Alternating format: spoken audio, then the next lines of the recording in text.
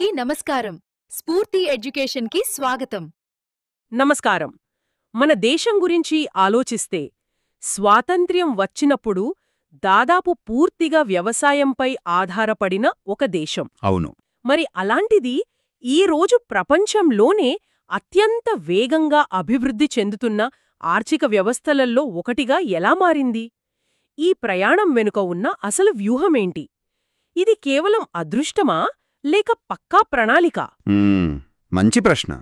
ఈరోజు మనం భారతదేశ ఆర్థిక ప్రణాళికల చరిత్రలోకి లోతుగా వెళ్తున్నాం. ముఖ్యంగా 1951 నుండి 2017 వరకు, అంటే దాదాపు 66 ఏళ్ల పాటు మన దేశ గమనాన్ని నిర్దేశించిన పంచవర్ష ప్రణాళికల గురించి వివరంగా చర్చిద్దాం. ఖచ్చితంగా. కొన్ని ప్రణాళికలు ఎందుకు విజయవంతమయ్యాయి, మరికొన్ని ఎందుకు దెబ్బతిన్నాయి, వీటన్నిటినీ పరిశీలిద్దాం. అసలీ ప్రణాళికాబద్ధమైన అభివృద్ధి అనే ఆలోచన మనకు ఎక్కడ్నించి వచ్చింది? చాలామందికి తెలియని విషయమేంటంటే, ఈ ఆలోచన మనకు స్వాతంత్రంతో పాటు రాలేదు. దానికంటే ముందే 1934లో M. Visvesvaraya planned economy for India అనే ఒక పుస్తకం రాశారు. ఓ, అంతకు ముందేనా? అవును. ఆ తర్వాత 1944లో బాంబే ప్లాన్ అని కొంతమంది పారిశ్రామికవేత్తలు ప్రయత్నించారు. అయితే ఈ పంచవర్ష ప్రణాళికల వ్యవస్థకు అసలు స్ఫూర్తి మాత్రం 1928లో జోసెఫ్ స్టాలిన్ సోవియట్ యూనియన్లో ప్రారంభించిన విధానం. అంటే రష్యా నుంచి ఇన్స్పైర్ అయ్యామన్నమాట. ఎగ్జాక్ట్లీ. మన మొదటి ప్రధాని జవహర్లాల్ నెహ్రూ ఆ సోషలిస్టు విధానాలచే బాగా ప్రభావితులయ్యారు. అందుకే దేశ వనరులను ఒక క్రమపద్ధతిలో ఉపయోగించుకోవడానికి 1950లో ప్రణాళికా సంఘాన్ని, అంటే ప్లానింగ్ కమిషన్ను ఏర్పాటు చేశారు. సరే, ఇక అసలు కథలోకి వెళ్దాం. మొదటి పంచవర్ష ప్రణాళిక 1951 నుండి 56 వరకు. అప్పటి పరిస్థితులు చాలా దారుణంగా ఉండేవి కదా. దేశ విభజన, శరణార్థులు, ఆహార కొరత. అవును. అందుకే మొదటి ప్రణాళిక తక్షణ అవసరాలపై దృష్టి పెట్టింది. ఆకలి తీర్చడం అంటే పూర్తిగా వ్యవసాయం, నీటిపారుదల మరియు విద్యుత్పైనే ఫోకస్ చేశారు. దీని వెనుక ఏదేమో ఒక నిర్దిష్టమైన ఆర్థిక నమూనా ఉందా? ఉంది. ఇది హారో డోమర్ మోడల్పై ఆధారపడింది. అంటే సింపుల్గా చెప్పాలంటే, దేశం ఎంత ఎక్కువ పొదుపు చేసి దాన్ని పెట్టుబడిగా పెడితే ఎకానమీ అంత వేగంగా వృద్ధి చెందుతుంది అనే సూత్రమన్నమాట. సరే. ఈ ప్రణాళికలో భాక్రానంగల్ డ్యాం లాంటి భారీ ప్రాజెక్టులతో పాటు 5 ఐఐటీలను కూడా స్థాపించారు. అంటే భవిష్యత్తుకు కూడా పునాది వేశారన్నమాట. కరెక్ట్. లక్ష్య వృద్ధి రేటు 2.1% అనుకుంటే మనం 3.6% సాధించాం. ఇది ఊహించిన దానికంటే పెద్ద విజయం. మొదటి ప్రణాళికతో వ్యవసాయంలో ఒక స్థిరత్వం వచ్చిన తర్వాత రెండో ప్రణాళికలో ఫోకస్ మారిందా? అవును. ఇక్కడే మన ఆర్థిక వ్యూహంలో ఒక పెద్ద మలుపొచ్చింది. రెండవ ప్రణాళిక అంటే 1956-61 దృష్టి పూర్తిగా భారీ పరిశ్రమల స్థాపన వైపు మళ్ళింది. దీన్ని ర్యాపిడ్ ఇండస్ట్రియలైజేషన్ అంటారు. దీని వెనుకున్నది పీసీ మహలనోబిస్ కదా, అందుకే దీన్ని మహలనోబిస్ ప్లాన్ అని కూడా అంటారు. ఖచ్చితంగా. ఈయన ఆలోచనేంటంటే దేశీయ పరిశ్రమలను కాపాడాలి. అందుకే విదేశీ దిగుమతులపై భారీగా సుంకాలు విధించారు. ఈరోజు మనం చూస్తున్న సేల్, ఓఎన్జీసీ, హెచ్ఎంటీ వంటి ఎన్నో దిగ్గజ ప్రభుత్వ రంగ సంస్థలు. అవన్నీ అప్పుడే మొదలయ్యాయా? అవును, అవన్నీ ఆ కాలంలో పుట్టినవే. లక్ష్యం 4.5% అయితే మనం 4.27% వృద్ధిని సాధించాం. సో ఇది కూడా దాదాపు విజయవంతమైనట్టే. కానీ ఒక విమర్శ ఉంది కదా, భారీ పరిశ్రమలపై ఇంతగా దృష్టి పెట్టడం వల్ల మళ్లీ వ్యవసాయ రంగం నిర్లక్ష్యానికి గురైందని. అది చాలా కీలకమైన పాయింట్. ఆ విమర్శలో నిజముంది. పరిశ్రమల కోసం దిగుమతులు చేసుకోవడం వల్ల మన విదేశీ మారక నిల్వలు తగ్గిపోయాయి. చివరికి ఆహార ధాన్యాలను కూడా దిగుమతి చేసుకోవాల్సిన పరిస్థితొచ్చింది. ఆ ప్రభావం మూడో ప్రణాళికపై పడిందా? మొదటి రెండు దాదాపు సక్సెస్ అయ్యాక మూడవ ప్రణాళిక 1961-66 దగ్గర లెక్క ఎక్కడ తప్పింది? దీన్ని మన ప్రణాళికల చరిత్రలో ఒక విషాద అధ్యాయమనొచ్చు. లక్ష్యం మంచిదే, స్వయం సమృద్ధి ఆర్థిక వ్యవస్థ, వ్యవసాయానికి మళ్లీ ప్రాధాన్యత ఇచ్చారు. కానీ మన ప్రణాళికలను విధి దెబ్బతీసింది. ఊహించని సంఘటనలు జరిగాయి. 1962లో చైనాతో యుద్ధం, 1965లో పాకిస్తాన్తో యుద్ధం. వీటికి తోడు 1965-66లో భయంకరమైన కరువు.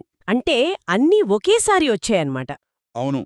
దీంతో దేశం యొక్క ప్రాధాన్యత అభివృద్ధి నుండి రక్షణకు మారింది. మొత్తం బడ్జెట్ డిఫెన్స్కే వెళ్ళిపోయింది. ఫలితంగా లక్ష్య వృద్ధి రేటు 5.6% అయితే మనం సాధించింది కేవలం 2.4%. ఇది ఘోర వైఫల్యం. అందుకే ఆ తర్వాత ప్లాన్ హాలిడేస్ ప్రకటించారు కదా 1966 నుండి 69 వరకు. అసలు ప్రణాళికల్నే పక్కన పెట్టేంత దారుణమైన పరిస్థితనమాట. తప్పనిసరి అయింది. పంచవర్ష ప్రణాళికను అమలు చేసేంత వనరులు లేవు. అందుకే ప్రభుత్వం 3 వార్షిక ప్రణాళికలను అమలు చేసింది. ఈ విరామం నుండి మనం నేర్చుకున్న అతిపెద్ద పాఠం వ్యవసాయాన్ని ఎట్టి పరిస్థితుల్లోనూ నిర్లక్ష్యం చెయ్యకూడదని. ఈ కాలంలోనే హరిత విప్లవానికి బీజాలు పడ్డాయని అంటారు. నిజమే. సరే, ఈ గడ్డు కాలం తర్వాత 4వ ప్రణాళిక 1969-74తో మళ్లీ పుంజుకోవడానికి ప్రయత్నం జరిగింది ఇందిరాగాంధీ నాయకత్వంలో. దీని నినాదం స్థిరత్వంతో కూడిన వృద్ధి. అవును. ఈ ప్రణాళికలోనే 2 అతిపెద్ద ఆర్థిక నిర్ణయాలు తీసుకున్నారు. ఒకటి, 14 ప్రధాన భారతీయ బ్యాంకులను జాతీయం చేయడం. Bank nationalisation. అది చాలా పెద్ద సంచలనం కదా అట్లో. అవును, అదొక రాజకీయ సంచలనం కూడా. దానివల్ల గ్రామీణ ప్రాంతాలకు బ్యాంకింగ్ సేవలు విస్తరించాయి. కానీ అదే సమయంలో రాజకీయ జోక్యం పెరిగిందని విమర్శ కూడా ఉంది. రెండోది హరిత విప్లవం. ఇది వ్యవసాయ ఉత్పత్తిని బాగా పెంచింది. కానీ మళ్ళీ దురదృష్టం. మళ్ళీ ఏమైంది? 1971 పాకిస్తాన్ యుద్ధం, బంగ్లాదేశ్ శరణార్థుల సంక్షోభం మన ఆర్థిక వ్యవస్థపై భారీ భారాన్ని మోపాయి. అందుకే లక్ష్యమైన 5.6% వృద్ధిని అందుకోలేక కేవలం 3.3%తో సరిపెట్టుకోవాల్సి వచ్చింది. ఇక 5వ ప్రణాళిక 1974-79 గరీబీ హఠావో నినాదం. ఇది కేవలం ఒక ఆర్థిక ప్రణాళికలా కాకుండా ఒక రాజకీయ ఉద్యమంలా మారింది. ఖచ్చితంగా పేదరికం, నిరుద్యోగంపై పూర్తి ఫోకస్ పెట్టారు. 20 point programme, minimum needs programme వంటివి ప్రవేశపెట్టారు. ఇది సక్సెస్ కూడా అయింది. లక్ష్యం 4.4% కాగా 4.8% వృద్ధిని సాధించింది. మరి అలాంటప్పుడు దాన్నెందుకు మధ్యలోనే ఆపేశారు? మధ్యలో రాజకీయ సంక్షోభం వచ్చింది. ఎమర్జెన్సీ తర్వాత 1978లో అధికారంలోకి వచ్చిన మొరార్జీ దేశాయ్ ప్రభుత్వం ఈ ప్రణాళికను 1 సంవత్సరం ముందుగానే రద్దు చేసింది. దాని స్థానంలో రోలింగ్ ప్లాన్ అనే ఒక కొత్త ప్రయోగాన్ని తీసుకొచ్చారు. అంటే ఏమిటది? రోలింగ్ ప్లాన్ అంటే 5 ఏళ్లకొకసారి కాకుండా ప్రతి సంవత్సరం ప్రణాళిక పనితీరును సమీక్షించి అవసరాలకు తగ్గట్టుగా లక్ష్యాలను మార్చుకుంటూ వెళ్లడం. సిద్ధాంతపరంగా బాగున్నా అప్పటి రాజకీయ అస్థిరత వల్ల అది ఎక్కువ కాలం నిలవలేదు. తర్వాత వచ్చిన 6వ ప్రణాళికతో 1980-85 ఒక కొత్త శకం మొదలైందని అంటారు. నెహ్రూవియన్ సోషలిజానికి ముగింపు ఇక్కడే పలికారని ఎందుకంటారు? ఎందుకంటే ఇక్కడ నుండే ఆర్థిక సరళీకరణకు, అంటే లిబరలైజేషన్కు బీజాలు పడ్డాయి. ప్రభుత్వ నియంత్రణను తగ్గించే ప్రయత్నాలు మొదలయ్యాయి. సరే. ముఖ్యంగా వ్యవసాయ, గ్రామీణ అభివృద్ధికి రుణాలివ్వటానికి శివరామన్ కమిటీ సిఫార్సుపై నబార్డ్ను స్థాపించారు. ఈ ప్రణాళిక 5.2% లక్ష్యానికి గాను 5.7% వృద్ధితో గొప్ప విజయం సాధించింది. తర్వాత వచ్చిన 7వ ప్రణాళిక 1985-90 కూడా ఈ సక్సెస్ స్ట్రీక్ను కంటిన్యూ చేసిందా? అవును, ఇది కూడా చాలా విజయవంతమైంది. దీని ముఖ్య ఉద్దేశ్యాలు ఆహారం, పని, ఉత్పాదకత. టెక్నాలజీని ఉపయోగించి పారిశ్రామిక ఉత్పాదకతను పెంచడంపై దృష్టి సారించారు. లక్ష్యం 5.00% కాగా ఏకంగా 6.01% వృద్ధిని సాధించింది. అంటే అప్పటిదాకా హిందూ రేట్ ఆఫ్ గ్రోత్ అని పిలిచే ఆ నెమ్మది వృద్ధి నుండి మనం బయటపడ్డామన్నమాట. కరెక్ట్. ఈ 6వ, 7వ ప్రణాళికల విజయంతో మనం ఆ 3.5% వృద్ధి దశ నుండి బయటపడ్డాం. అప్పట్లో అంత పెద్ద ఆర్థిక సంక్షోభం ఎందుకొచ్చింది? మన బంగారాన్ని తాకట్టు పెట్టాల్సిన పరిస్థితి ఎందుకు తలెత్తింది? అక్కడే అసలు సమస్య ఉంది. వృద్ధి సాధిస్తున్నా మన ప్రభుత్వ వ్యయం కూడా అదే స్థాయిలో పెరిగిపోయింది. గల్ఫ్ యుద్ధం వల్ల చమురు ధరలు పెరిగాయి. రాజకీయ అస్థిరత, ఇవన్నీ కలిసి మనల్ని దెబ్బతీశాయి. అందుకే 1990-92 మధ్య మళ్లీ వార్షిక ప్రణాళికలొచ్చాయి. అవును. అయితే ఆ సంక్షోభమే ఒక గొప్ప అవకాశాన్ని కూడా సృష్టించింది. పివి నరసింహారావు ప్రభుత్వం మన్మోహన్ సింగ్ నాయకత్వంలో చారిత్రాత్మక ఎల్పీజీ సంస్కరణలను, అంటే లిబరలైజేషన్, ప్రైవేటైజేషన్, గ్లోబలైజేషన్ను ప్రవేశపెట్టింది. సో ఈ సంస్కరణల తర్వాత వచ్చిన 8వ ప్రణాళిక 1992-97 ఒక టర్నింగ్ పాయింట్ లాంటిదా? అబ్సల్యూట్లీ. ఇది భారత ఆర్థిక వ్యవస్థకు ఒక టర్నింగ్ పాయింట్. ప్రభుత్వ పాత్ర నియంత్రణ నుండి సౌకర్యాలు కల్పించే దిశగా మారింది. ఇది అద్భుతమైన విజయం సాధించింది.